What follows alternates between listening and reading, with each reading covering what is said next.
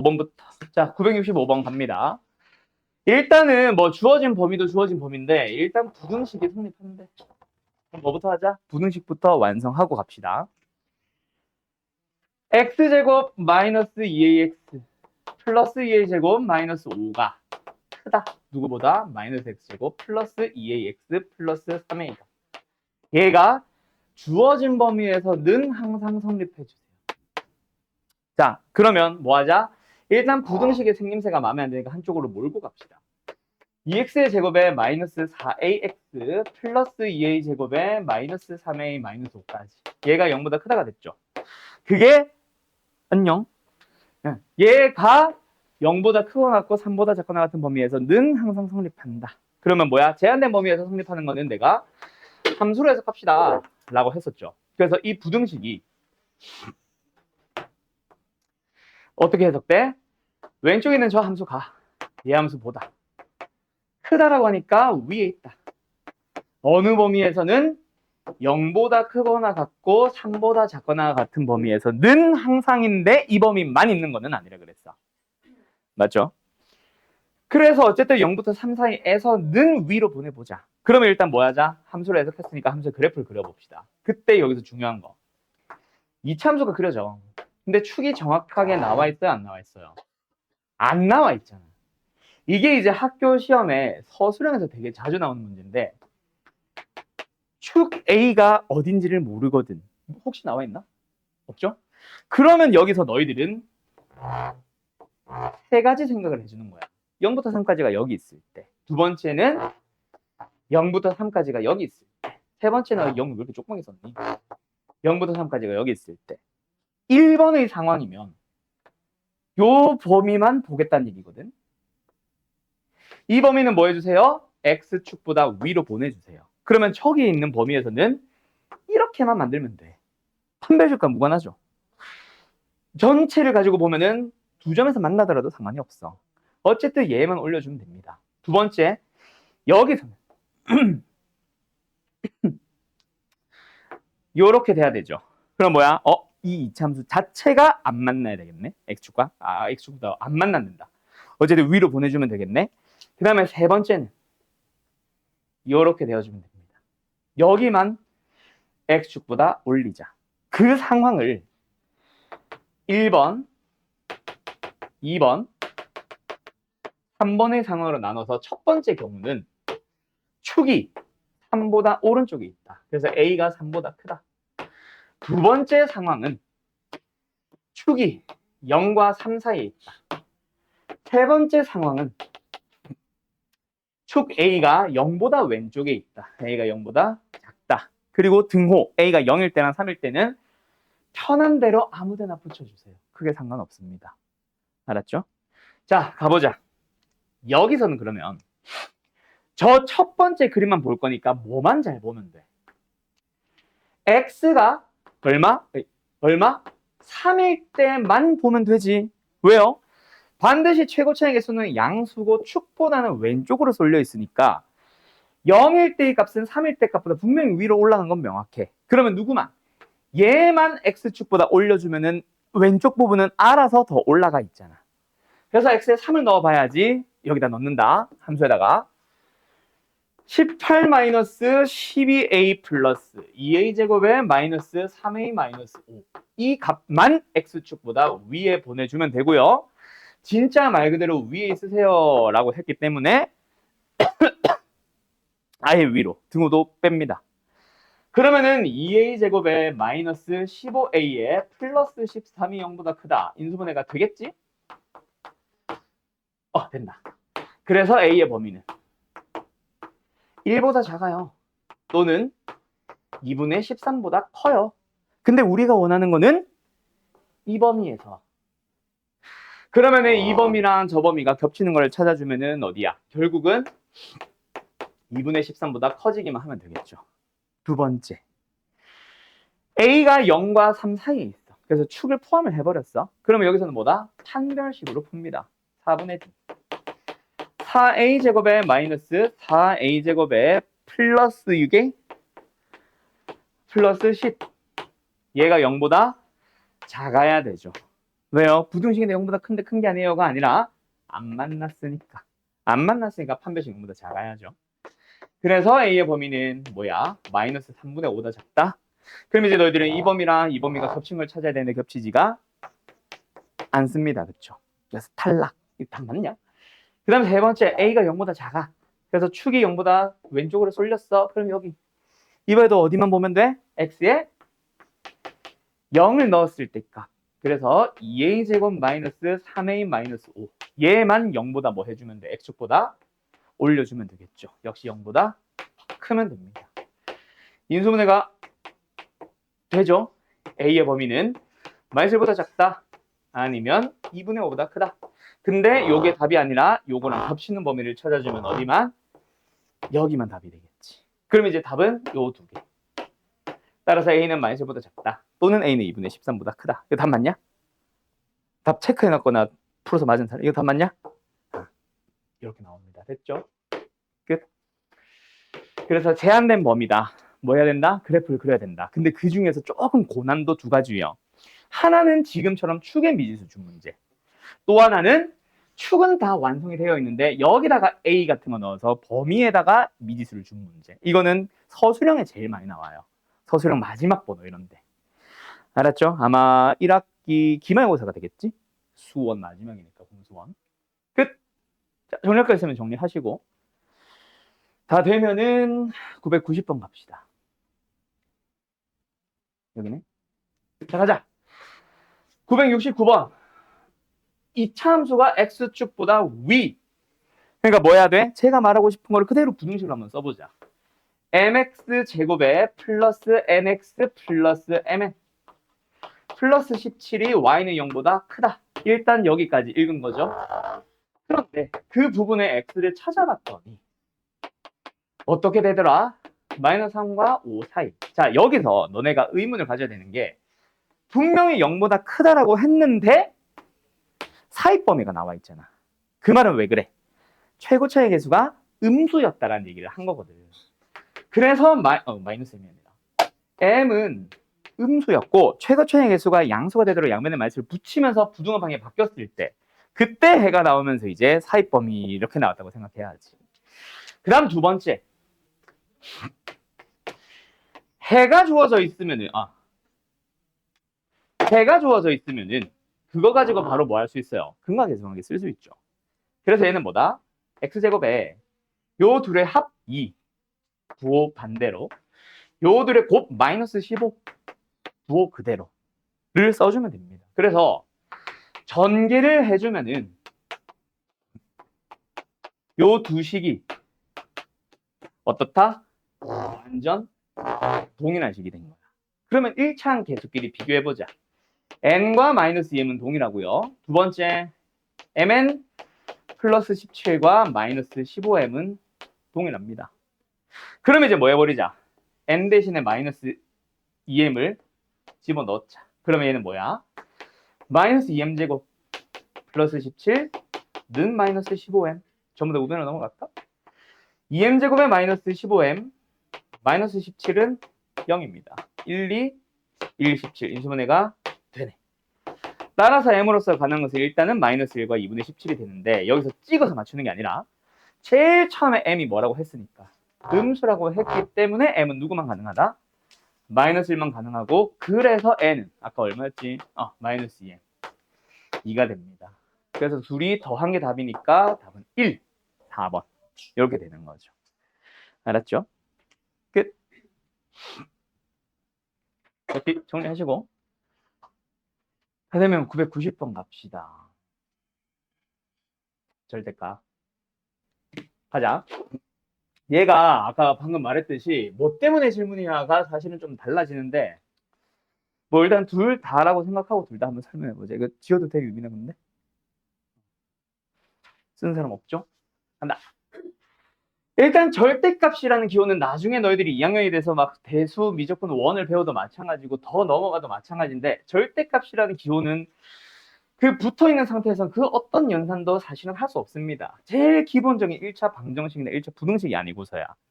그래서 뭐 한다? 절대값은 무조건 절대값 기호를 푼다. 그러기 위해서 먼저 너희들이 해줘야 되는 거는 그냥 풀릴 때와 마이너스를 붙여서 풀릴 때로 구분을 지어줘야지. 어때? 얘는 x가 0보다 클 때, 크거나 틀 때라고 할까? 얘는 x가 0보다 작을 때. 그래서 지금 첫 번째 부등식을 먼저 풀고 있는 거예요. 그러면 위에 부등식이 인수분해가 되니까 이거 해 바로 써도 되나? 얘는 x 곱하기 x-4가 음수니까 얘만 가지고 말하고 싶은 거는 x가 0보다 크고 4보다 작습니다. 맞죠? 사입 범위로. 근데 문제에서 0보다 크거나 같다라고 했기 때문에 이거를 해를 그냥 그대로 다 가지면 돼. 근데 여기서는 어때요? x 플러스 4니까 0보다 작다. 그래서 뭐야? 이것만 가지고 해를 보면은 마이너스 4보다 크고 0보다 작습니다. 그때 0보다 작은 놈만 해로 가지래. 이번에도 딱히 저 범위가 관여하진 않네. 어쨌든 그러면 노란색 부등식이 하고 싶은 얘기는 얘 또는 얘. 그래서 x는 마이너스 4보다 크고 0보다 작다. 아니면 x는 0보다 크고 4보다 작다. 라고 일단 첫 번째 해는 찾았고, 그 다음 두 번째 부등식의 해 찾아가 보자. 이거 옆으로 써서 다시 쓸게요. x제곱에 플러스 2-k의 x-2k. 이거 인수분해가 되죠? 2와 마이너스 k의 곱으로. 그러면 x의 범위는 일단 확실한 거. 누구랑 누구? 마이너스 2와 k의 작으니까. 사입 범위인 거는 알겠는데 마이너스 2가 큰지 k가 큰지를 몰라서 내가 일부러 한글로만 써놨어. 알았죠? 자, 그러면 이제 연립부등식이니까 둘을 동시에 만족하는 해를 찾으러 가는 게 연립인데, 근데 정수의 x가 오직 한 개만 있어 달래. 자, 노란색 범위 다시 한번 써볼까? 마이너스 4와 0과 4를 가지고 여기 있거나 또는 여기 있다. 이게 노란색 부등식의 해거든. 그럼 빨간색 부등식의 해는 마이너스 2와 k의 사이에서 세우지. 마이너스 2한 이쯤? 그럼 첫 번째, 일단 k가 왼쪽으로 가도 돼요, 안 돼요? 됩니다. 겹치는 범위의 해 누구 하나? 마이너스 3 하나만 가지면 되지. 그럼 빨간색 경계 끝 누구? k는 이 사이에서 끊으면 되는데 꼭 마이너스 4보다 오른쪽에 있어야 돼. 넘어가도 돼. 넘어가도 크게 상관이 없습니다. 왜요?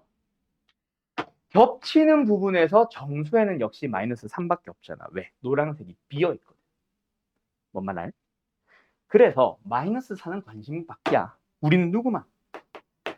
마이너스 3과만 비교해서 왼쪽에 있으면 됩니다. 까지 일단. 그 다음 두 번째, 오른쪽도 마찬가지야.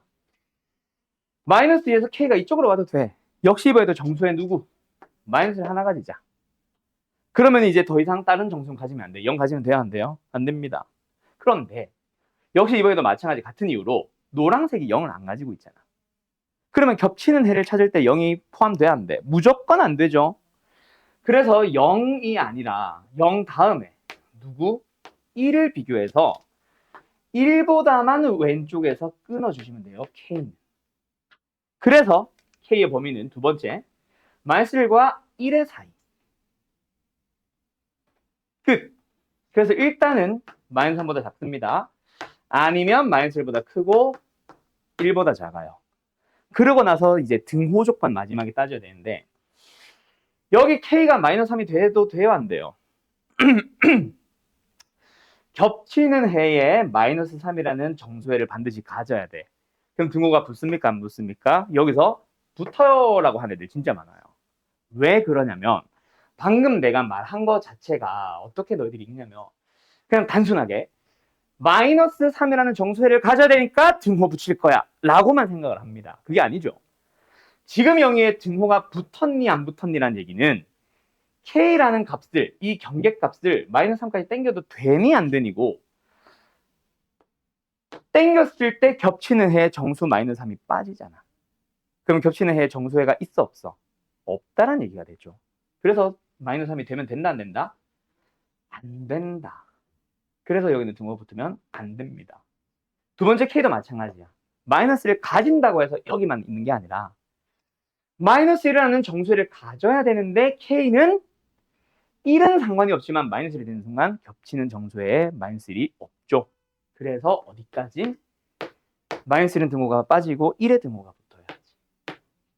그런 식으로 한 단계 더 나가서 생각해야 돼요. 요 녀석을 우리가 마지막에 뭐라 부를 거냐면 내가 등호 조건이라고 불러줄 건데 요 등호 조건 부등식에서 겹치는 해 정수해 이거. 등호 여부에 대한 문제를 잘하는 친구들은 내가 지금 막 설명한 거 이거 뭘 저렇게까지 설명해? 라는 생각이 들 겁니다. 근데 이거 한 번 질문하는 친구들 있잖아. 두 번, 세 번, 네 번 계속 설명해도 계속 질문을 해요. 그 생각을 깨줘야 되는데 안 깨져서 그러니까 나머지 잘하는 친구들은 잘 하고 있는데 아닌 친구들은 계속 좀 자세하게 내가 설명할 거니까 좀 잘 듣고 다시 한번 이해를 잘 해봐요. 요거 아마 너희들 내신 대비할 때 진짜 많이들 질문할 녀석이야. 등호 조건. 알았죠? 겹치는 해, 연립 방정식에 정수해의 개수가 몇 개 어쩌고 저쩌고. 어쨌든 그래서 범위는 이거고 답은 1이죠. 최대값이니까. 범위로 일단은 넘어갈게요. 끝! 정리할 거 있으면 얼른 정리하시고. 자, 갑시다. 자, 유형 20번, 21번인데 얘네들은 사실 전에 내가 뭐 조금 급하게 끝낸 느낌도 있기는 해요. 충분하게 문제를 못 풀어준 상태에서. 어쨌든 근데 지난 시간에 내가 막 강조했던 걸 한 번만 더 얘기를 하자면 결국 이거는 이게 실근의 부호 문제입니다, 아닙니다를 판단하는 것. 첫 번째, 근의 분리도 마찬가지. 두 번째는 그 녀석을 푸는 방법이 딱 정해져 있다라는 거. 그 두 가지를 모두 다 기억을 해야 돼. 일단은 모두 다 음수예요. 모두 다 양수예요. 또는 둘이 부호가 반대예요. 라고 하면서 부호에 대한, 근의 부호에 대한 얘기를 하고 있다면 이거는 실근의 부호. 그럼 실근의 부호라는 걸 판단을 했다면 활용이 아니라 확인해야 되는 요소는 뭐다? 반드시 합, 곱, 판. 딱 세 가지. 그래서 뭐다? 두근의 합과 두근의 곱과 판별식까지 확인을 하자. 이거였어요. 그래서 두근의 합이 뭔데 여기서 써야 되는 건 일단 근과 계수의 관계. 두근의 합 마이너스 붙이고 m-1. 그 다음에 두근의 곱 m 플러스 5. 판별식은 바로 쓸까? 자, 그러고 나서 음수근이니까 어디 갔어? 음수근이니까 합하면은 음수가 되고 음수 두 개의 곱은 양수가 되는 것까지는 너희들이 판단해야 되고요. 세 번째 판별식이라는 거는 말 그대로 근의 개수인데 두근이라고 해서 0보다 큰 게 아니라 그거나 같아야지. 왜? 음수 두 개가 같을 수도 있잖아. 하나는 마이너스 3, 다른 하나도 마이너스 3. 어쨌든 이 세 개를 풀어야 된다까지는 너희들이 기억을 해야 된다. 그래서 얘가 말하고 싶은 거는 m이 1보다 큽니다. 두 번째 얘가 말하고 싶은 거는 m이 마이너스 5보다 큽니다. 세 번째 얘는 정리 좀 해야 되겠네.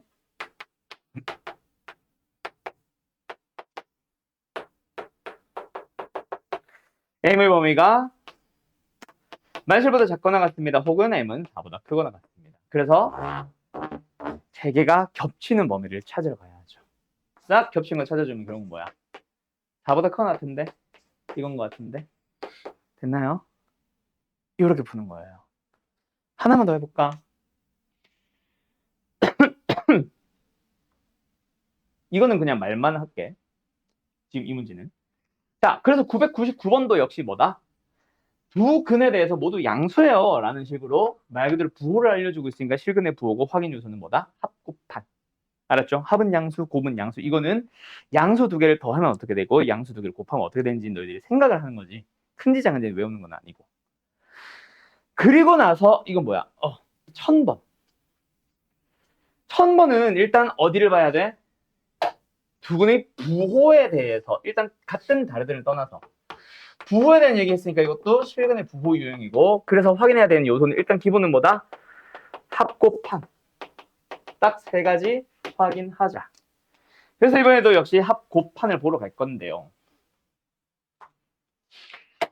합은 뭐야? 마이너스 3분의 m제곱 플러스 m-6. 그 다음에 곱은 3분의 m제곱 마이너스 9. 어차피 부호 얘기라서 3분의는 의미는 없는데 어쨌든 판별식까지 뭐 씁니다. 근데 자 기억나? 부호가 달랐던 녀석은 그때 당시 지난번에 설명했을 때 당시 합은 안 보고 판별식도 안 봤어. 합을 안 본 이유 기억나요? 몰라서였어.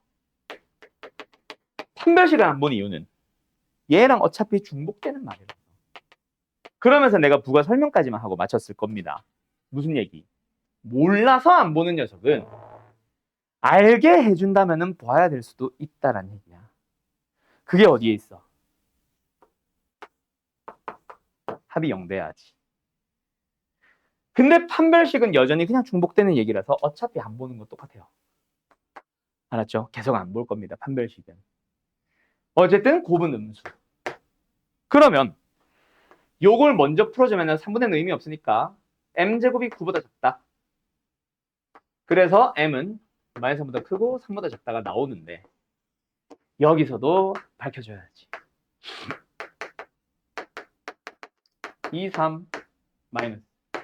m 값은 마이너스 3도 나오고 2도 나옵니다. 그 중에서 요 범위에 있는 거는 2 하나. 그래서 m의 값은 2. 이게 답. 알았음? 실근의 부호에서 절대값의 크기에 대한 얘기가 나오면 그거는 뭐다? 합을 알려주는 거야.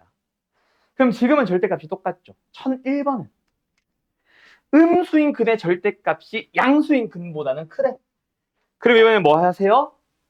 일단은 부호가 반대이기 때문에 곱은 음수로 봐야 되는데 판별식은 볼 필요가 없는 문제인데 합은 원래는 안 보는 거지만 이 말 때문에 어떻게 되어주세요? 음수가 되어주세요라고 말을 하고 있는 거지. 이런 식으로 이제 보여주기는 하지. 자니? 시은아? 아, 자는 거 아니에요? 됐죠? 어쨌든 그래서 합이 음수, 곱이 음수 둘 다 확인을 해줘야 됩니다. 알았죠? 어때요? 할 수 있겠죠? 끝. 이거 아까 유형 20번 질문 누구였어? 유빈이었나?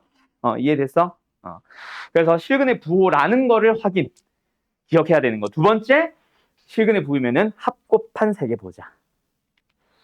그러면 이제 유형 아까 21번 질문이었는데 이번에도 역시 똑같아. 자, 일단 문제 눈으로만 먼저 보고 가야 돼. 일단 두 근에 대해서 1보다 작다, 뭐 2보다 크다, 마이너스 1보다 작다 이런 식으로 나오는 것들이 다 실근의 근의 분리라 했지. 그래서 일단 1002번 1보다 크세요. 두 근이 모두. 1보다 작으세요. 근의 분리. 1003번 두 근이 모두 마이너스 3보다 크세요. 근의 분리. 그 다음에 요거는 조금 달라서 이거 1004번 좀 이따 풀어줄게. 근데 어쨌든 뭐 한 근이든 두 근이든 둘의 사이에 있어주세요. 요거 계산해보면은 뭐 2와 3이잖아. 2와 3 사이에 있으세요기 때문에 이것도 근의 분리의 일종. 조금 어려워졌을 뿐. 이것도 마찬가지로 두 근이 모두 0과 3 사이. 이런 식으로 근의 분리라는 것까지 판단을 했다면 그때 이거 풀었을 거니까 1003번으로 갈게. 일단은 너희들이 근의 분리라는 거를 판단을 했다면 뭐 하러 가야 된다? 무조건 한판축이 아니라 일단은 함수로 만들어주세요. 그래서 함수에 대한 용어로 좀 바꿔준 다음에 그걸 바탕으로 그림을 그리고 그 그림을 보면서 함, 판, 축. 함은 함수값의 부호. 뭐 판은 판별식. 그 다음에 축은 그냥 축 이게 아니라 축의 위치. 요 세 개를 보는 거다까지는 기억을 해야 돼. 아까 합, 곱, 판 봐야 된다는 사실은 기억하듯이. 그래서 일단 1003번도 똑같아요. 자, 문제 다시 쓰고 식 다시 쓰고 함수로 해석 들어갈게요. x제곱 플러스 3px 플러스 3p-1은 0이라는 방정식에 두 근이 어쩌고저쩌고 마이너스 3보다 크다 작다 하고 있으니까 근의 분리라는 걸 판단을 했다면 여기서 뭐 합니다? 함수로 해석을 합니다. y 붙이고 얘도 y 붙일까? 그래서 부등식에서는 크다 작다니까 위아래로 읽었지만 지금은 같다니까 이 함수와 이 함수의 만나는 점에 대한 얘기죠. 그래서 위에서 두 근이 모두 마이너스 3보다 크다 라고 하고 있으니 밑에서는 교점을 읽어주는데 근이라는 거는 x값이거든. 그래서 밑에서도 두 교점이 그냥 끝이 아니라 x좌표가 정확하게 읽어주면 x좌표가 모두 마이너스 3보다 크다. 어떻다? 오른쪽에 있다. x값이 큰 거니까 오른쪽 왼쪽인 거죠. 알았음? 그러면 이걸 만족하도록 뭐 해줘? 그림을 그리는 거야. 그래서 이차함수 그래프 그려봅시다. x축 그려봅시다. 그래서 만나는 두 교점의 x좌표가 모두 다 마이너스 3보다는 오른쪽에 있으세요. 만나는 점의 x좌표와 만나는 점의 x좌표가 둘 다 마이너스 3보다는 오른쪽에 있으세요. 라고 읽었고, 시은아! 자, 그래서 뭐 하자? 요 그림을 보면서 너희들은 딱 세 개. 누구? 함, 판, 축. 함은 함수값. 함수값은 다른 말로 y값.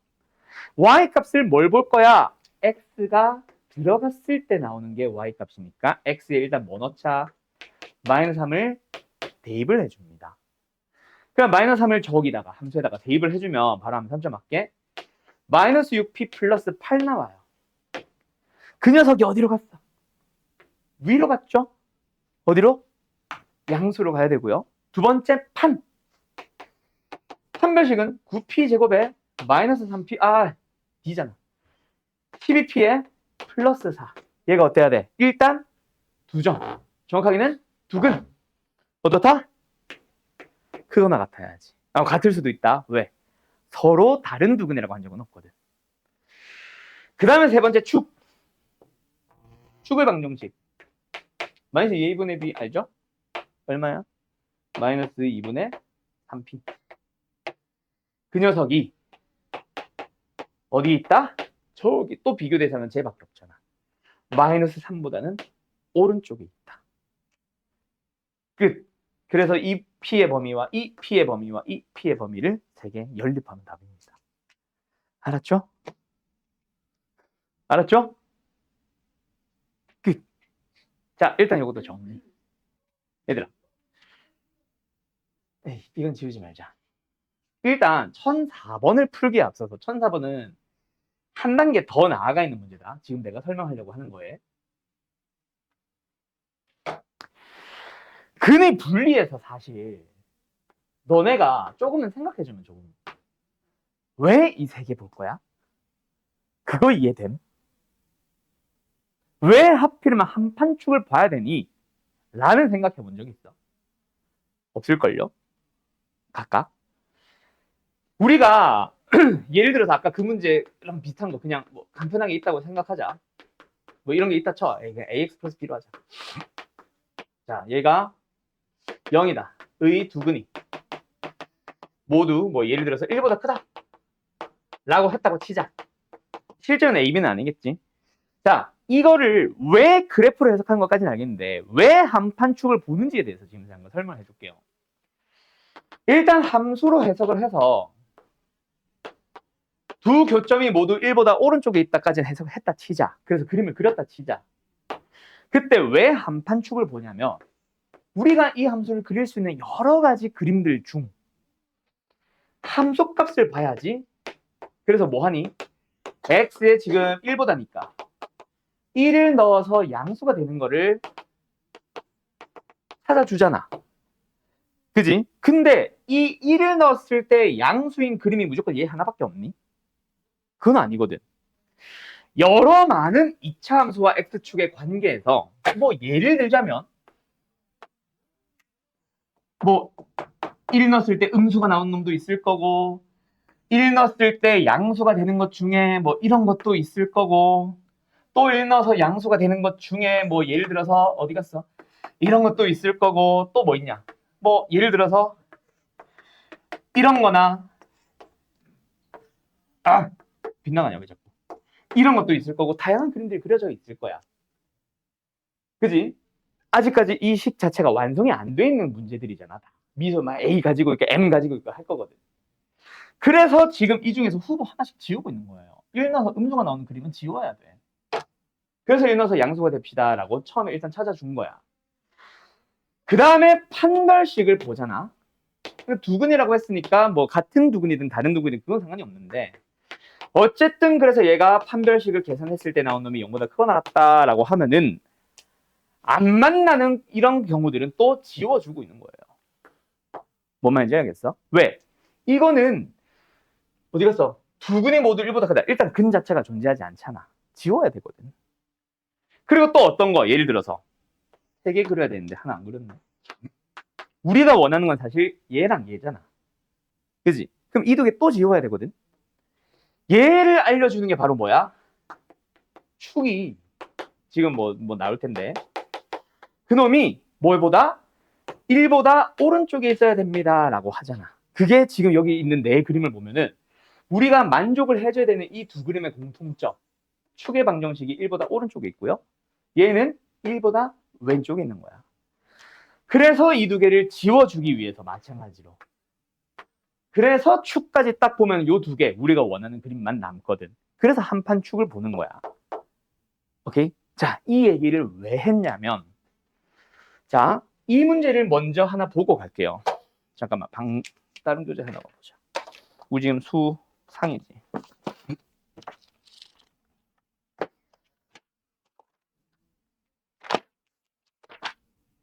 여기 있다.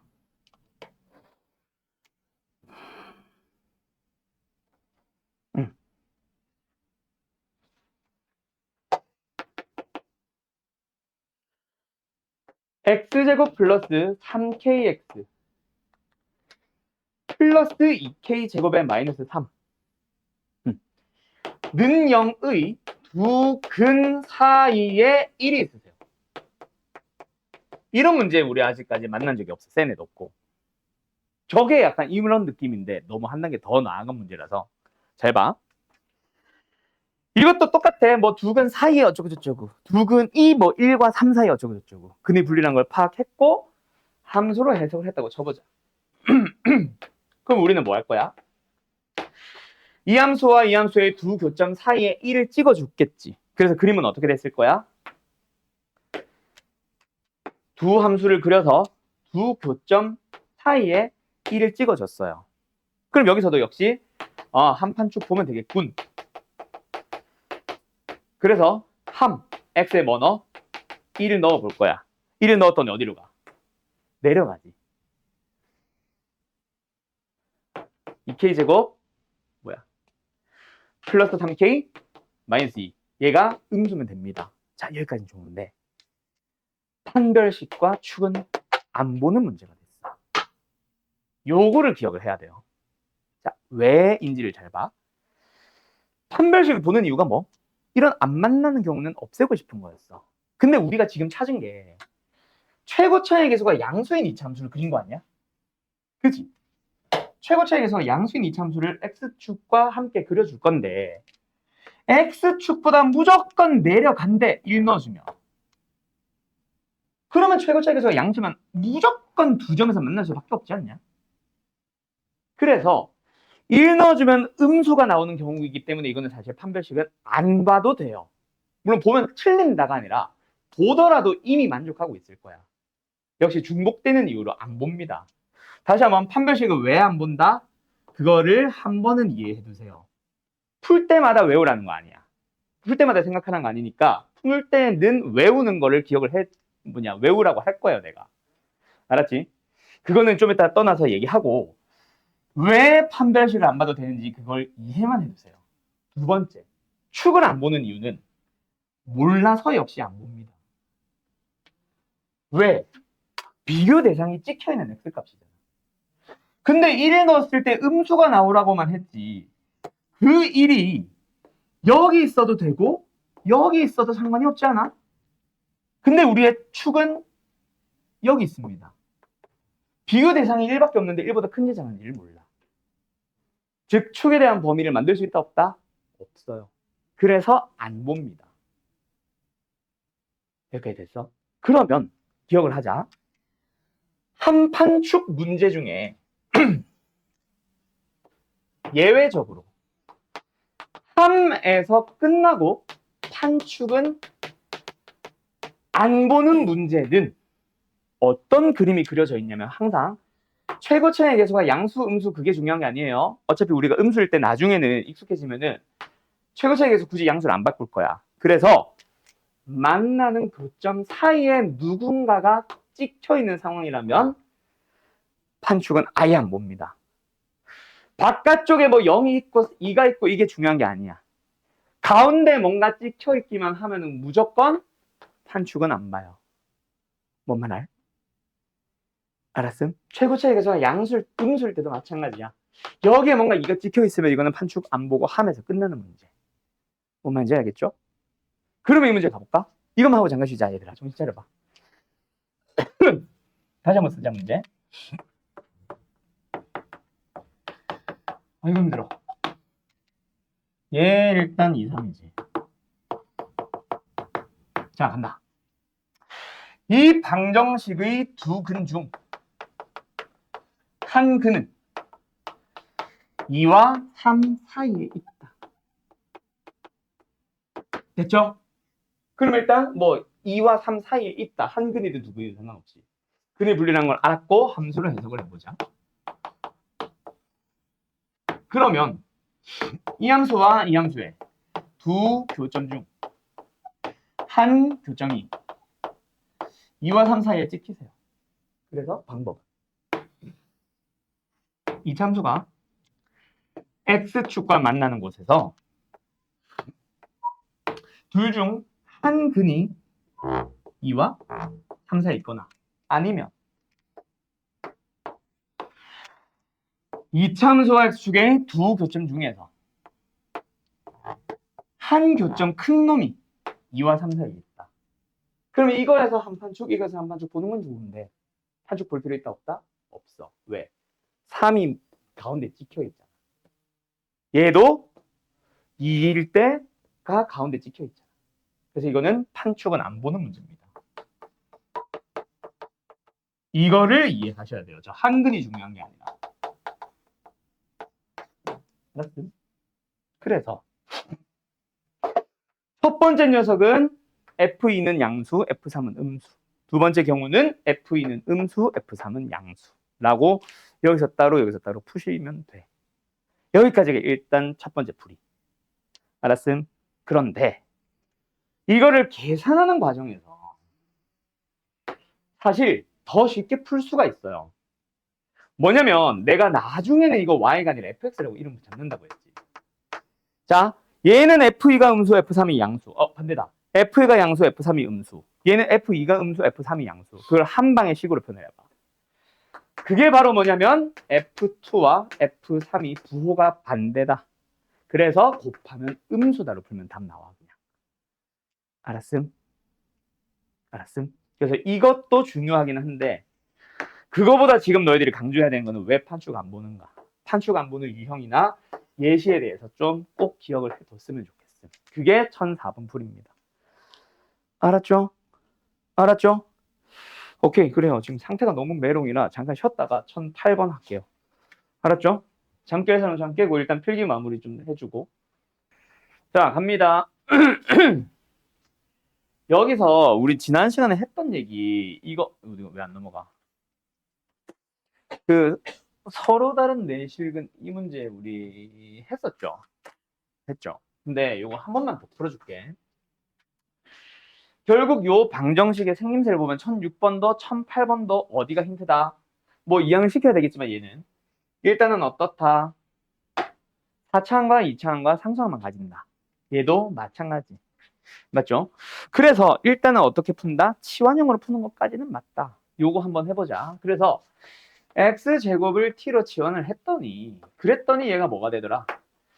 t제곱 플러스 mt 마이너스 m 플러스 3이 되더라. 는요. 그때 여기서 서로 다른 내실근이라고 하면은 일단은 뭐가 나와야 되었냐면 서로 다른 두 실근이 하나가 나와야 되고 그리고 또 서로 다른 두 실근이 또 나와서 그래서 서로 다른 네 개를 만들 수 있는 세트가 만들어져야 돼. 왜 이렇게 하냐면 일단은 t의 값이 두 개가 나와야 되는데 서로 다른 두 실근을 가지도록 하려면 누가 정확하게는 x가 서로 다른 두 실근을 가지려면 얘는 하나 양근이 나와줘야 되거든. 그리고 또 서로 다른 두 실근이 나와주기 위해서는 x가 그러면 t도 또 뭐 나와야 된다? 또 양근이 하나가 나와줘야 돼. 그래서 이 t에 대한 2차 방정식을 풀면은 실근이 부호네요. 그래서 뭐 해야 된다? 한 판축을 봐야 된다. 합곱판이지. 맞네. 합곱판을 봐야 된다. 그래서 합을 봤더니 마이너스 m, 곱을 봤더니 마이너스 m 플러스 3. 판별식을 봤더니 m제곱에 마이너스 플러스 4m 마이너스 12. 그래서 양근이니까 어때? 양근 두 개니까 어때? 합이 양수, 곱도 양수. 그 다음에 판별식은 원래는 아, 두 양근이 다 0보다 크거나 같아야 된다가 맞는데 문제는 뭐냐면 얘가 이 두 개도 서로 달라야 되거든. 만약에 4라는 양근이 나와서 뿔마 2가 나왔고 여기도 4라는 근이 나와서 뿔마 2가 나오면 그거 네 근이 아니잖아. 서로 다른 네 개의 근이 아니잖아. 뭔 말 알? 그래서 얘네들도 달라야 되기 때문에 얘는 0보다 크거나 같다가 아니라 크다가 되어야 됩니다. 그래서 공통 범위를 답으로 써주시면 돼요. 요게 일단 기본적인 4차 방정식 중에서 어떤 거? 4차항과 2차항과 상수항만 갖는 놈에 대한 근의 정보를 가지고 치환형을 푸는 이 풀이. 이게 이제 기본 문제인데, 오케이? 그게 이제 뭐 예를 들어 서로 다른 누실근, 서로 다른 누허근 되는 뭐 이런 형태의 문제도 나오고 뭐 등등등등 나오는데 전부 다 뭐다? 실근의 부로 넘어가기는 할 거야. 그런데요. 1008번을 한번 보자. 1008번은 x4승 이항시키자. 플러스에 3-2k의 x제곱에 플러스 k제곱 마이너스 12k 플러스 27는 0이 나왔어. 근데 얘가 무슨 걸 가져주세요? 실근을 가져주세요. 얘네들이 오로지 실근을 가져주세요.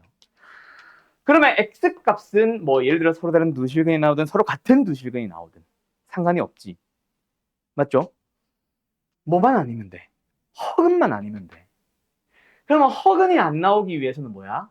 허근이 나오기 위해서는 뭐야? x가 서로 다른 두 개의 허근이 나오기 위해서는 x가 어떤 거 나와야 돼? 지원을 할까?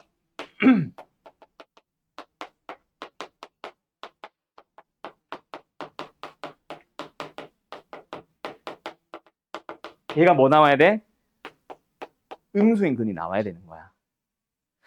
근데 음근이 나오면 안 된다는 얘기잖아. 맞죠? 오직 뭐 아니면 뭐 양근들만 나오거나 0만 나오거나.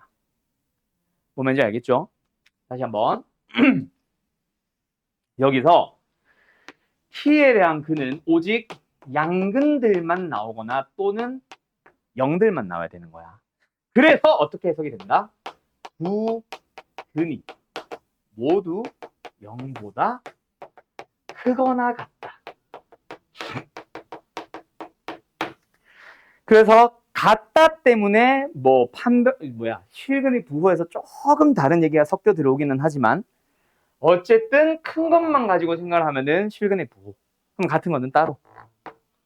알았음? 그렇게 해서 풀든가. 아니면은 결국 0보다 크다 작다도 뭐로 해석이 가능하냐면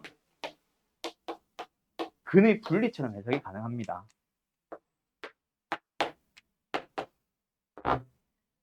뭔 말 알? 오케이.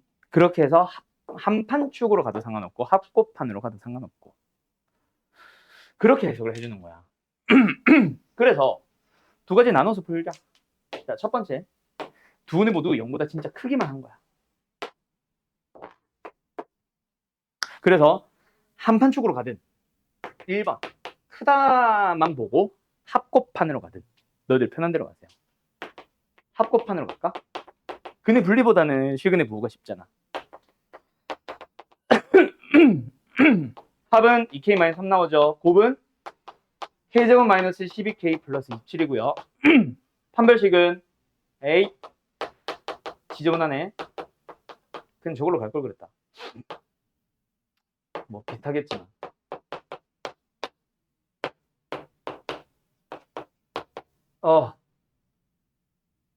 108? 0보다 크다. 같아도 된다. 그래서 뭐야? 두 근이 모두 0보다 크다를 일단은 해석을 했어요. 1번. 또는 2번. 요거는 좀 조심해야 되는 게 한 근은 0. 근데 다른 한 근은 양이거나 0. 그래서 뭐 해야 돼? 중근으로서 0 될 때와 한 근은 0, 한 근은 양수일 때와 두 가지로 또 나누어서 풀어줘야 돼요. 근데 중근이 0이면 사실은 뭐 얘도 0이고 얘도 0이니까 사실은 말이 안 되거든.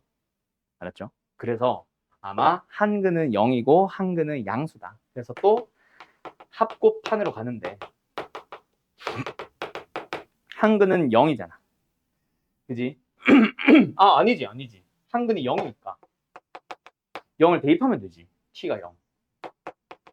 그래서 t에다가 빵빵 넣어주면은 결국은 뭐예요? k제곱 마이너스 12k 플러스 27은 0 됩니다. 를 만족하는 3, 9, k는 3과 k는 9 중에서 넣어주고 넣어줬을 때 다른 한 근도 양수가 되는 놈만 선택을 해주면 되겠죠. 끝. 요런 식으로 뭔가 0도 가능하다라는 것 때문에 조금 다른 얘기가 들어오기는 했지만 어쨌든 보기차 방정식, 보기차 함수로 이제 넘어가서 2차 함수와 그걸로 넘어왔을 때 어떤 근을 가지는지에 대한 내용으로 넘어가고 그게 실근의 부호 혹은 근의 분리로 넘어가는 최고난도 문제 중 하나예요. 그래서 지금 당장 너네가 1008번을 완벽하게 푸는 거는 사실 쉽지 않을 수 있음. 이게 이제 되려면 1008번이 제대로 되려면은 너네가 먼저 뭐부터? 실근의 부호와 근의 분리부터 사실은 완벽하게 돼야 돼. 근데 저 안에 얘기했나? 이게 내가 지금은 현재 너희들 반을 S반이라고 해서 우리 학원 기준으로 제일 높은 반이 WS고 그 다음에 S고 그 다음에 K잖아. 보통 요 정도라고 하면은 보통 학교 내신이 뭐 1등급도 있고 1등급 근데 보통 웬만하면 여기로 보내는데 어쨌든 1등급에서 한 4등급, 5등급 정도 수준이 이제 S. 보통 한 4등급 정도 끊고. 그래서 K반에 보통 5등급 이하 학생들이 보통 많이 들어갑니다. 뭐 한 6등급, 7등급 정도까지. 나는 K반에서는 근의 분리 설명 안 합니다. 왜? 너희들이 버려야 돼. 이 문제는 과감하게 건너뛸 수 있어야 되라고 해서 설명 잘 안 하는 유형. 여기서 이제 보통 근의 분리를 설명하지. 그 말은 이 유형 자체가 굉장히 어려운 유형이야, 실제로. 알았죠? 근데 그거보다 한 단계 더 나아간 이 1008번 문제는 당연히 어렵죠. 그래서 지금 당장 근의 분리가 좀 안 되는 사람들은 1008번을 이해한다기보다 근의 분리를 제대로 이해하고 그게 되고 나서 1008번을 다시 한번 풀어보세요. 대신에 보기차 방정식처럼 x제곱을 t로 치환해서 t에 대한 얘기가 근의 분리나 실근의 부호로 어떻게 넘어가는지를 좀 이해하시면 될 거다. 알았지? 오케이? 끝! 일단 여기까지. 아직 40분 남았지. 일단 요 단원의 대단원의 이름은 그냥 경우의 수예요. 제일 먼저 너네가 중학교 때 배웠던 경우의 수를 또 다시 한번 가지고 옵니다. 어디 갔어? 응? 예? 예? 자, 그래서 경우의 수 예를 들어 볼까? 자, 숫자 카드가 1, 2, 3, 4가 있어요. 이 카드를 한 번씩만 사용해서 세 자리 점수를 만들어 보세요. 현준아, 100의 자리에 쓸 수 있는 경우의 수는 여기는 그걸 어떻게 해요? 곱해요. 그래서 얼마야? 24 나오죠. 자, 이거 모르는 사람. 이거 다시 한번 하는 게 이번 단원이야. 제일 처음에 나오는 경우의 수는 그래서 요 녀석을 한 번 더 합니다. 그런데 조금 정리를 하는 것밖에 없지. 합의 법칙과 곱의 법칙이라고 해서 언제 곱하는지 언제 더하는지에 대해서 좀 정리하는 것밖에 없어요. 알았어요? 자, 그때 우리가 뭐 공수 1에서는 사실 공수 1이나 공수 2에서는 사실 사건이라는 명칭을 잘 안 쓰는데 그냥 용어 설명을 내가 너희들한테 설명하기 편하려고 용어 설명을 잠깐만 하자면 시행은 뭐 예를 들어서 숫자 카드 하나를 뽑는다라는 것들 하나하나를 다 시행이라고 합니다. 뭐 예를 들어 주사위를 던진다. 동전을 하나 던진다. 뭐 숫자 중에 하나를 뽑는다. 뭐 학생들 중에 대표 한 명을 뽑는다와 같은 모든 행위 하나하나를 다 시행이라고 부르고 사건은 시행의 어느 한 결과를 얘기해요.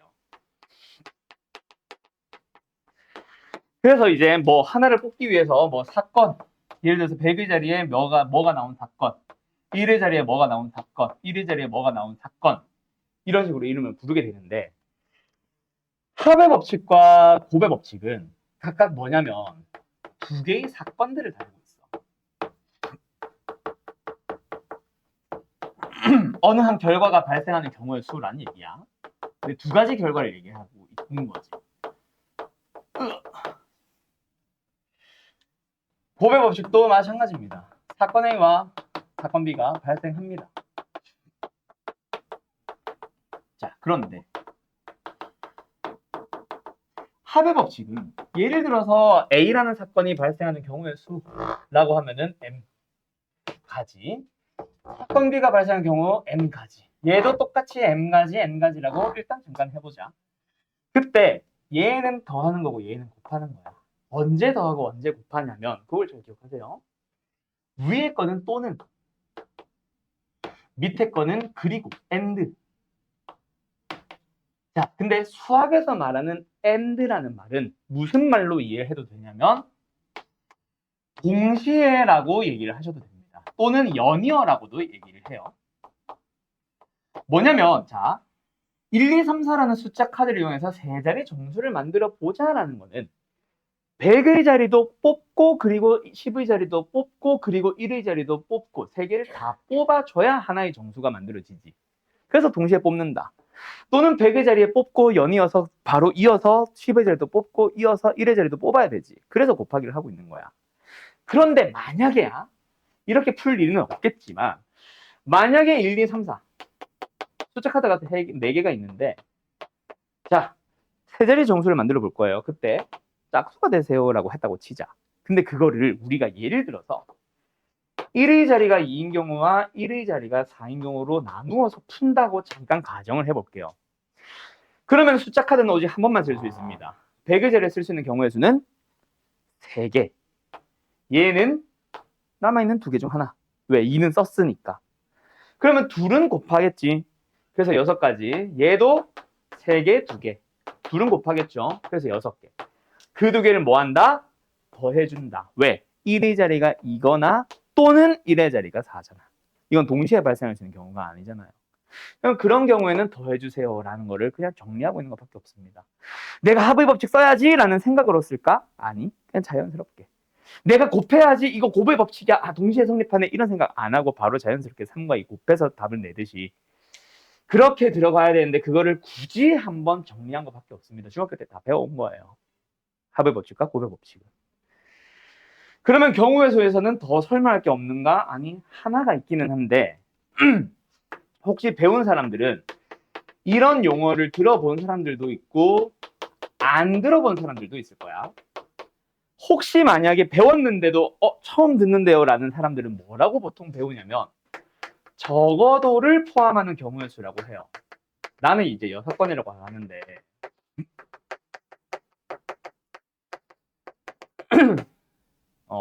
예를 들어보자. 주사위를 3번 던질 거예요. 나올 수 있는 전체 경우의 수는 6 곱하기 6 곱하기 6. 그런데 적어도 한 번은 짝수가 나오자. 그런 경우의 수를 세워보세요. 라고 하면은 한 번만 짝수인 거, 2번이 짝수인 거, 3번이 짝수인 걸 다 찾아도 돼.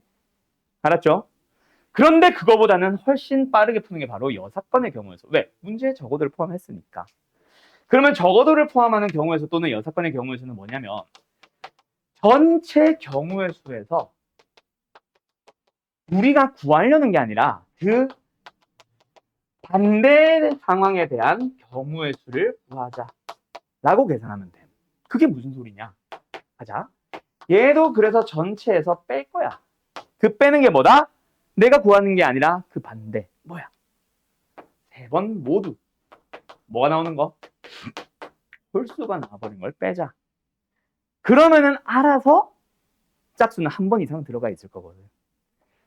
그래서 전체 경우의 수는 6 곱하기 6 곱하기 6 아까 그거고요. 3번 모두 홀수다. 첫 번째도 두 번째도 세 번째도 3개의 홀수 중 하나를 꺼낼 수 있겠지. 그래서 답은 216에서 27을 빼시면 돼요. 이걸 이제 답으로 쓰는 거.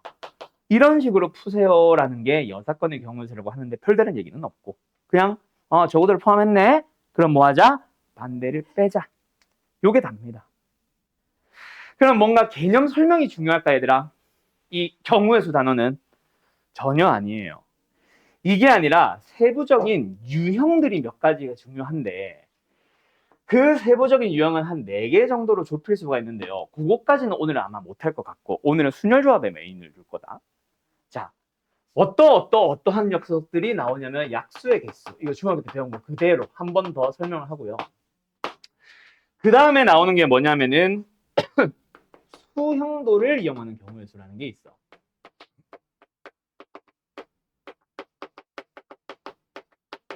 사실 이게 좀 중요하긴 한데요. 그 다음에 세 번째로는 어떤 녀석을 가냐면 색칠하는 방법의 수. 근데 이 색칠하는 방법의 수는 그냥 다른 것들은 중요한 게 아니고 위에서 배웠던 수형도 문제를 좀 필요로 하는 문제가 있어. 그 문제가 사실은 중요하죠. 나중에 아마 이 순서를 배울 때 수형도 제대로 해놔야 얘가 좀 제대로 이해가 될 겁니다. 그리고 마지막에는 지불 방법과 그 지불 금액의 수 라고 하는 게 있는데 요 녀석도 뭐랑 비슷하냐면 사실 약수의 개수는 거의 유사함. 오케이? 그래서 요 네 가지 유형에 대해서 배웠는데 이 네 가지 유형은 풀이가 따다다다닥 다 정해져 있어요. 그래서 요거는 사실 뭐 지금 하는 게 뭐 가장 좋기는 한데 혹시 뭐 지금 안 하더라도 너희들이 뭐 이 유형을 나중에라도 배우면은 얼마든지 따라갈 수 있거든. 왜? 풀이가 딱딱딱딱 틀에 박혀 있는 녀석이라서. 그래서 그거보다는 나는 지금 순열과 조합으로 좀 넘어가려고 합니다. 알았죠? 그놈을 너희들이 제대로 아냐 모르냐가 더 중요한 거라서. 아마 1학기 기말고사에서 제일 어려운 단원이 뭐야라고 하면 결국 순열과 조합일 거다. 근의 분리도 있지만 그거는 딱 한 문제일 뿐이거든. 근데 순열과 조합은 한 단원이라서 한 3문제, 4문제 나올 거거든요. 거기서 제일 많이 틀려올 거예요. 심한 문제도 많고. 어쨌든 여기까지. 전반적인 제일 경우의 수는 대략 어떤 느낌인지 알겠어? 자, 순열과 조합에 대해서 지금 설명할 건데 이거 좀 지워도 되나? 혹시? 아마 책에서 설명한 거랑 약간 용어가 다를 거야. 그러면 오늘 하려는 메인, 이제 순열이랑 조합은 도대체 뭔지 또는 왜 등장했는지부터 얘기를 해줄게. 자리가 없다. 여기다 조합 써야 돼. 이것도 지워도 돼? 경우의 수 유형 4가지. 자, 간다.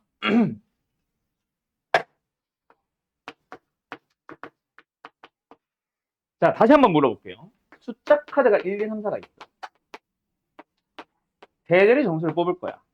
자, 여기에 들어오는 게 결국은 한글로 먼저 생각을 해보면 4장의 카드 중 한 장 뽑기지.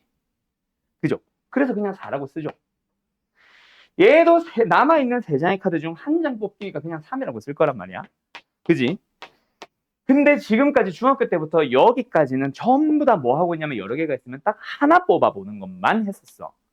근데 이런 생각을 하는 거지. 이거 숫자 카드 4개 중에서 동시에 뽑아버리는 방법은 없나? 여러 개를 한 방에 뽑아버리는 거야. 그게 바로 순열과 조합의 등장 배경입니다. 서로 다른 N개 중에서 R개를 동시에 뽑아버리는 거지. 그래서 순열도 조합도 첫 시작은 여러 개를 뽑아볼까? 물론 그 중에는 한 개를 뽑는 것도 포함하고요. 뽑아볼까? 라는 생각을 해서 만들어 본 거야. 알았음? 근데 이거랑은 구분을 하자. 자, 숫자 카드가 4개가 있어. 이 중에서 그냥 3개를 뽑는 거야. 대자리 정수를 만들어 볼까? 라는 거야. 두 개는 같은 경우겠어? 다른 경우겠어? 당연히 달라질 거예요. 얘는 말 그대로 4개 중에 3개 뽑으면 되는데 얘는 그 4개 중 3개를 뽑아서 100의 자리, 10의 자리, 1의 자리로 나열해야 되지. 그거를 나는 뭐라고 설명할 거냐면 뽑는 순서를 생각한다? 뽑는 순서를 생각하지 않는다. 또는 순열에 대해서 교과서에서는 뭐라고도 정의하냐면 서로 다른 N개 중 R개를 뽑아 일렬로 나열하는 경우의 수라고도 배워요. 정의하고 있어요. 같은 말이야. 결국 저기 첫 번째, 요 두 번째 거 얘는 1, 2, 3, 4 중에서 3개를 뽑기만 하세요야. 누구를 먼저 뽑았든 상관없어. 그냥 1, 2, 3을 뽑았으면 1, 2, 3을 뽑은 거야. 그래서 예를 들어서 재현아 뽑아봐 라고 했을 때 1, 2, 3을 뽑아서 1, 2, 3이 나온 경우랑 2, 1, 3을 뽑아서 1, 2, 3이 나온 경우랑 3, 1, 2를 뽑아서 1, 2, 3이 나온 경우를 다 동일한 것 취급을 하는 게 얘고요. 뭐 조합이고요. 두 번째로 예를 들어서 뭐 현준아 3개를 뽑아봐. 그래서 세 자리 정수를 만들어봐 라고 했을 때는 일단 고민하다가 4를 먼저 쓱 뽑아서 100의 자리로 3을 뽑아서 뭐 10의 자리로, 2를 뽑아서 1의 자리로 해서 만든 4, 3이랑 처음에 2를 뽑아서 100의 자리 3, 4 뽑은 거랑 432랑 234는 당연히 다르죠. 뽑을 때의 순서를 생각하냐 안 하냐에 따라 순열과 조합으로 나뉘는 거야. 오케이? 그러니까 결국 뭐 예를 들어서 분필 5개가 있어 2개 뽑아봐라고 했을 때 주은이가 고민을 2개 뽑을 때 주은이가 흰색, 빨간색 뽑는다. 그때 흰색, 빨간색 뽑은 거랑 빨간색, 흰색 뽑은 거를 다른 2가지 경우의 수로 카운트하는 게 바로 순열이고요. 순서는 상관없이 결국 흰색, 빨간색 뽑은 그 결과만 가지고 한 가지입니다라고 얘기하는 게 조합이라고. 자, 일단 대략 2가지 차이 알겠지? 자, 그러면 하나만 예를 들어보자. 자, 학생들이 예를 들어서 5명 있어요. 답을 내라는 게 아니라 자, 1번 반장 1명, 부반장, 요즘은 회장이라 부르니? 1명 뽑는 경우랑 대표 2명을 뽑는 경우로 얘기를 해보자. 자, 위에 건 순열입니까? 조합입니까? 순열입니다. 얘는요? 조합이에요. 이런 걸로 문제 구분을 해줘야 돼. 뭐 말인지 알겠지? 자, 그래서 일단 차이는 알겠는데 그래서 계산은 어떻게 한다? 순열은 일단 기호로는 NPR이라고 쓰기로 약속을 했고 조합은 NCR이라고 쓰기로 약속했고 저 C랑 P는 조금 크게 써주세요. 알았죠? 자, 그렇게 약속을 했어요. 그때 이 NCR과 NPR을 계산하는 방식인데 순열은 이미 당신들이 알고 있습니다. 시은아, 눈 뜨자. 예. 자, 순열은 이미 계산할 줄 암. 예를 들어서 지금 숫자 카드가 1, 2, 3부터 해서 쭉 해서 N개가 놓여 있어. 그때 R 자리를 만들어야지 라고 생각을 하는 게 바로 순열이야. 그럼 첫 번째 들어온 자리에는 몇 가지 경우의 수가 있어? N개 중 한 개 N. 두 번째는 하나 썼으니까 N-1. 그 다음엔 N-2 쭉쭉쭉 해서 계속 내려가면서 곱하면 되죠. 그게 바로 순열을 계산하는 방법입니다.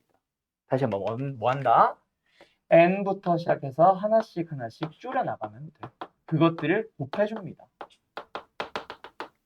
그런데 마지막에 누구를 곱하냐면 N-R 플러스 1인데요. 이걸 외우는 게 아니에요. 어떻게 한다? 결국은 왜 이렇게 점점 내려오니? R개를 곱해줍니다라고만 생각하면 돼. 자, 예시로 바로 들어가 보자. 되게 쉬워. 예를 들어서 5p의 3이라는 걸 계산해보래. 그럼 뭐야? 5부터 시작해서 5 빼기 3 플러스 1, 3까지 곱해야지가 아니라 5부터 시작해서 하나씩 줄이면서 몇 개를? 3개를 곱해야지. 그럼 예를 들어서 7p의 3이면 7부터 시작해서 3개 곱해야지. 별거 없죠?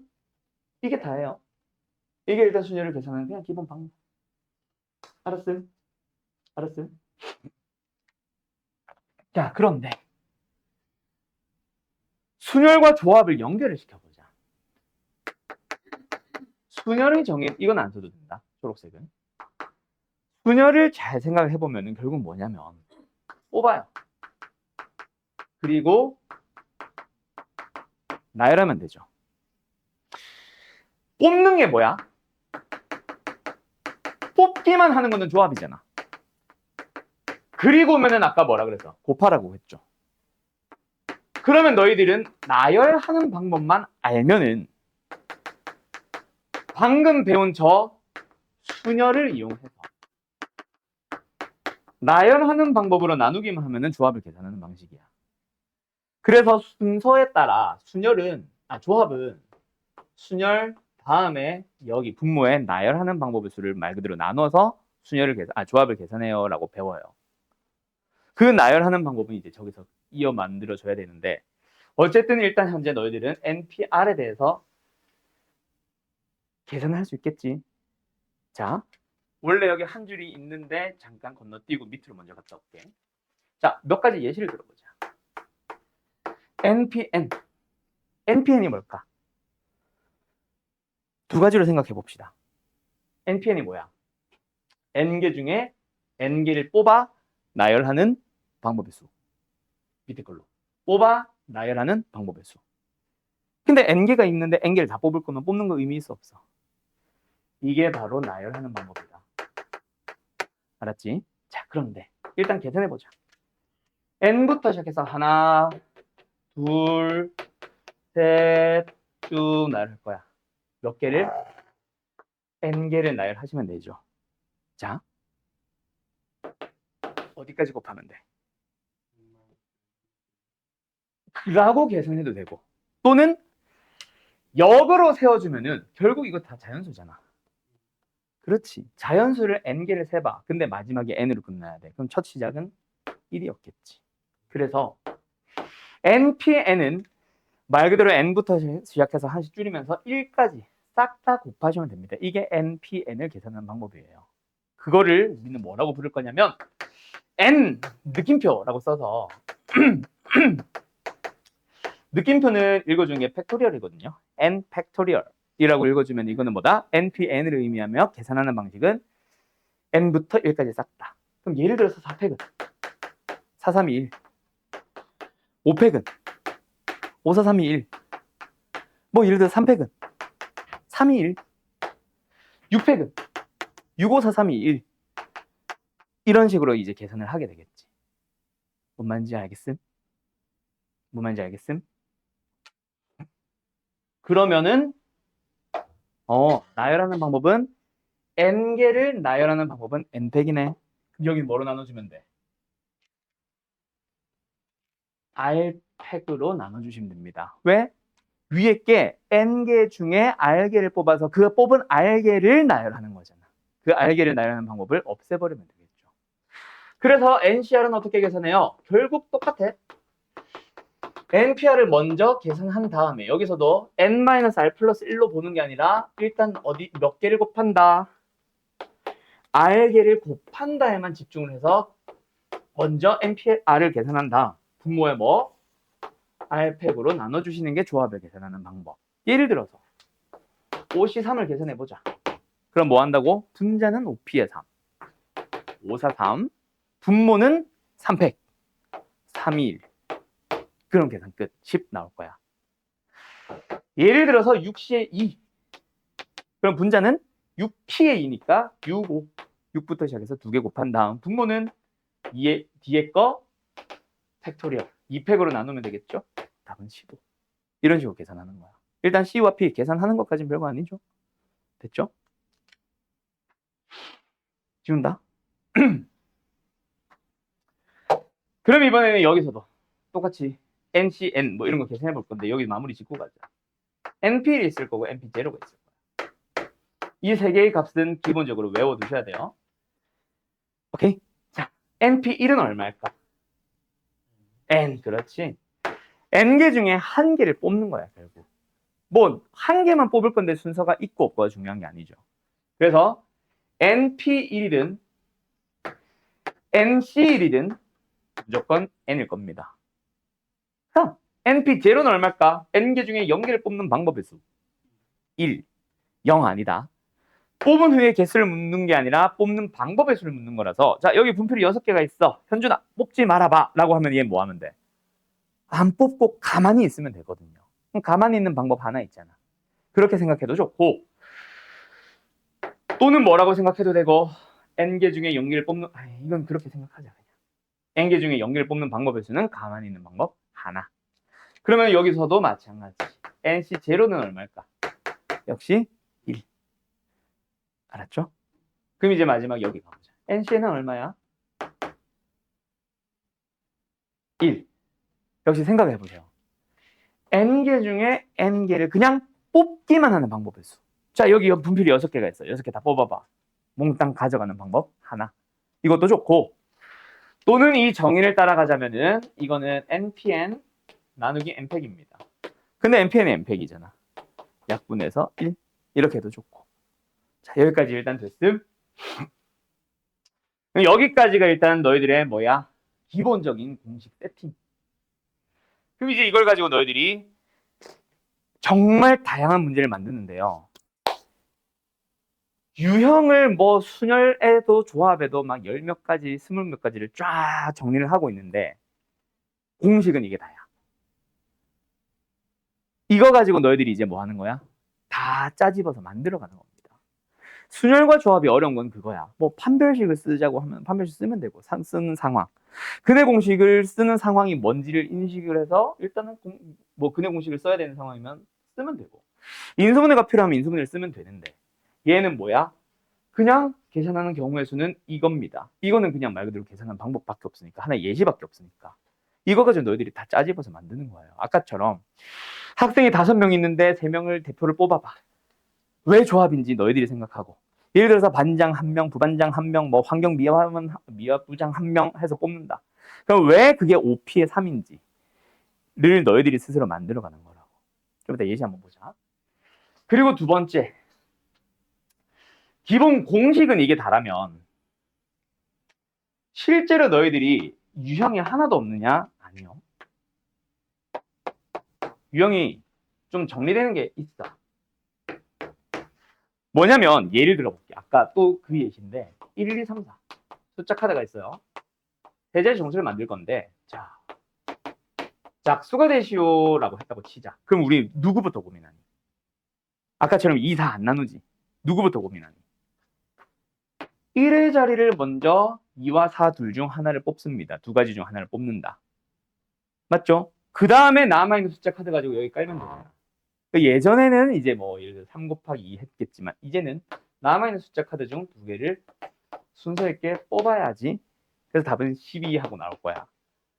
자, 여기서 어디가 포인트냐면 바로 2. 뭐라고 부를 거냐면 제한 조건이라고 부를 겁니다. 뭔가 4개의 숫자 카드를 가지고 세 자리 정수를 만들고 싶은데 짝수가 되시오라고 하면은 1의 자리에 짝수가 오시오라는 제한 조건이 걸렸지. 그래서 누구부터 고민한다고? 1의 자리부터 고민을 하는 거야. 만약에 숫자 카드가 0과 1과 2와 3 4개가 있다. 그래서 너희들한테 그냥 세 자리의 정수를 만들어 주세요라고 하면은 어디에 제한 조건이 걸렸어? 100의 자리에 0이 못 옵니다라는 제한 조건이 걸렸죠. 그러면 두 자리가 되니까. 그럼 100의 자리만 먼저 0 말고 나머지 숫자 카드 중 하나 써야지.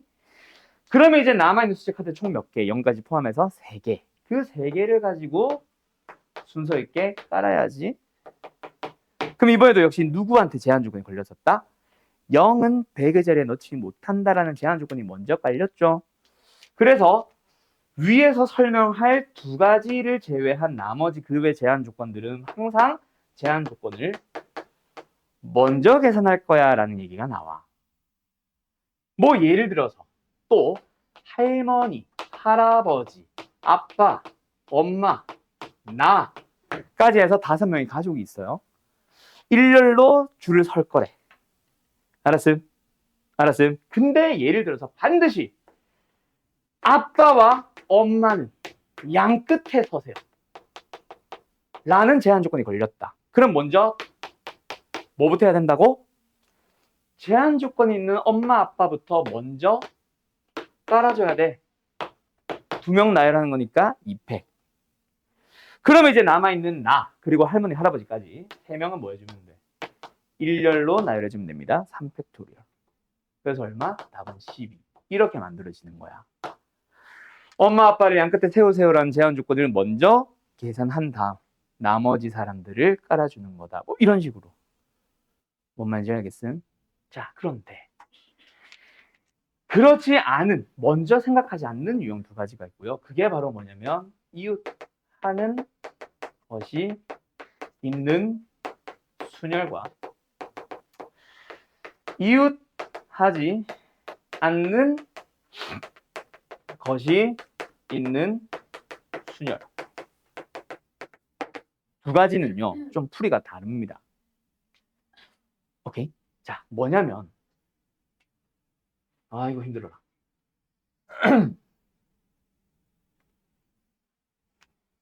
이웃하세요! 라고 하면은요, 어떻게 푸냐면 이웃해야만 하는 대상들을 먼저 넣는 게 아니라 그냥 걔네들을 뭐 하기만? 묶어주기만 합니다. 그리고 함께 나열해요. 이거 뭐야 이거? 함께. 자, 아까 그 예시. 할머니, 할아버지. 할머니, 할아버지, 엄마, 아빠, 나까지. 자, 5명이 있어. 예를 들어서 엄마랑 아빠는 반드시 이웃하겠대. 그러면 엄마, 아빠를 이웃하게 먼저 앉히는 게 아니라 엄마, 아빠는 묶어줍니다. 총 몇 명처럼 보여? 4명처럼 보여요. 그래서 뭐 해요? 함께 나열합니다. 4팩. 대신에 엄마가 앞인지 아빠가 앞인지는 자기들끼리는 자리 바꿔도 돼. 2팩. 그 답은 48. 이렇게 계산을 하는 거라고. 뭔 말인지 알겠어요? 엄마 아빠를 먼저 깔아줘도 되는데 이거는 경우가 너무 심플해가지고 그게 가능한 거지. 이웃해야만 하는 대상이 더 늘어나거나 전체 인원이 늘어나거나 하면 그거 하나하나 다 못해. 그래서 반드시 함께 나열을 해주는 게 바로 이웃하는 것이 있을 때. 하나만 더 해볼까? 제한 조건들을 열심히 깔아볼까요? 할머니, 할아버지, 아빠, 엄마, 뭐 형, 누나, 동생이 있어. 자, 여기서 힘들어. 할머니, 할아버지는 양 끝에 서시고요. 엄마, 아빠는 이웃 시켜보세요. 그럼 일단 뭐부터? 그 외 제한 조건인 할머니, 할아버지부터 몇 명이야? 7명이야? 먼저 깔아줍니다. 할머니, 할아버지. 2분 자리는 바꿀 수 있겠죠? 2팩 먼저 깔아줬고요. 그럼 남아있는 5사람을 여기에 앉히고 싶은데 그때 엄마 아빠는 이웃하라고 했으니까 묶어줬더니 4명처럼 보이네. 그리고 엄마 아빠는 2는 또 자리 바꿀 수 있죠? 2팩. 자, 유형 설명이 왜 없는지 알겠니? 문제를 풀 때마다 너네가 이 순서를 스스로 다 짜줘야 돼. 그래서 뭘 강조를 하냐면은, 자, 이 문제를 풀기 위해서 어떤 스토리를 통해서 나 할머니, 할아버지 양 끝에 먼저 앉힐 거야. 엄마, 아빠 묶어줄 거야. 그 다음에 일렬로 나갈 거야. 엄마, 아빠 자리 바꿀 거야. 까지. 그 스토리를 한글로 스토리를 쭉 짜는 거를 한번 연습을 해보세요라는 시간을 먼저 가져요. 또는 그냥 풀어봐, 숙제 풀어봐라고 했을 때 질문을 받을 때 뭐 예를 들어서 주은이가 저 1052번 질문입니다 라고 했다고 치자. 그러면은 왜 틀렸는지를 항상 물어보고 너희들도 나한테 질문을 해야 돼. 저는 이렇게 풀었어요. 근데 이게 왜 틀렸는지 모르겠어요. 그 문제는 2가지 중 하나겠지. 처음에 스토리를 잘못 짰거나 또는 스토리는 잘 짰는데 그걸 식으로 옮겨 쓰는 과정에서 P나 C를 잘못 썼거나 뭔 말할 그런 상황입니다. 그래서 순열조합은 특정 유형들이 딱딱딱딱 틀에 박혀서 정해져 있는 게 아니라 저 2가지 기본적인 풀이만 뭔가 있고 나면 그 외 나머지는 다 짜집어서 만든 거야. 내가 지금 점점 유형들을 섞기 시작하잖아. 이 조건도 섞어보고 저 조건도 섞어보고. 알았어요? 자, 2번째. 이웃하지 않는다. 뭐 예를 들어서 남자들이 여자들이 일렬로 설 건데 여자들은 이웃하지 않겠대. 뭐 이런 얘기가 있다고 쳐봐. 그러면은 역시 이웃하지 않아야 되는 그 여자들부터 앉히는 게 아니라 오히려 이웃하지 않아야 되는 것을 제외한 오히려 반대로 나머지를 먼저 나열합니다. 그 다음에 이웃하지 말아야 되는 녀석들을 사이사이에 집어넣어줘요. 자, 무슨 문제인지 또 한번 예를 들어보자. 아까 또 그 예시할까? 할머니, 할아버지? 엄마, 아빠, 나까지. 자, 5명을 일렬로 세울 거야. 근데 예를 들어서 이번에는 엄마와 아빠는 뭐 해주세요? 이웃하지 않게 싸우셨나 봐. 이웃하지 않게 세워달래. 그럼 뭐 해야 된다고? 이웃하지 말아야 된다라는 제한 조건이 있는 엄마 아빠를 먼저 하는 게 아니라 이웃하지 말아야 되는 유형은 엄마 아빠를 잠깐 빼요. 그리고 나머지를 먼저 깔아줍니다. 할머니, 할아버지, 나. 자, 일렬로 세우는 방법 몇? 그렇지, 3팩. 그러고 나서 이웃하지 말아야 되는 엄마 아빠를 앞뒤 포함해서 그 사이사이의 자리에 들어가세요 하면은 알아서 이웃 안 하게 되겠죠. 그래서 뭐다? 앞, 뒤 포함 빈자리 사이사이 총 4개의 자리들 중에서 엄마, 아빠가 들어갈 두 자리를 뽑는데 처음 뽑힌 데는 엄마, 두 번째 뽑힌 데는 아빠. 뽑는 순서에 따라 앉는 방법이 다르죠? 순열로 계산하시면 됩니다. 답은 얼마? 72. 이런 식이야.